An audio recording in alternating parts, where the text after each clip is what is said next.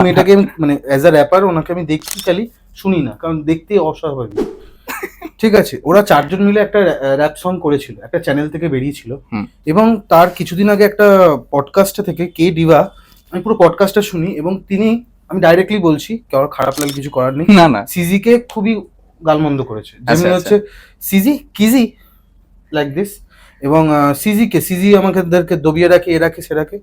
এটা অবশ্যই হয়, কারণ মাঝখানের র্যাপের একটা পুরো মানে মাঝখানের টাইমটা প্রচন্ড ডিস হচ্ছিল, তো অনেকে আছে যারা ডিসে ঢুকতে পারছে না, এই কিছু ছোট ছোট কারণের জন্য খুশি হয়তো ঢোকার চেষ্টা করছিল। ওকে, হতে পারে, কারণ আমি তো ওই ফিল্ডের নই, এবং আমি অনেক অনেক কারণের জন্য এটা হতে পারে, এটা ইচ্ছাকৃত করে হয়তো খুশি একটুখানি ওর ওপর কিছু একটা বের করলো, কারণ সিজির সাথে কিন্তু অলরেডি একটা ডিস চলছিল এদিক ওদিক।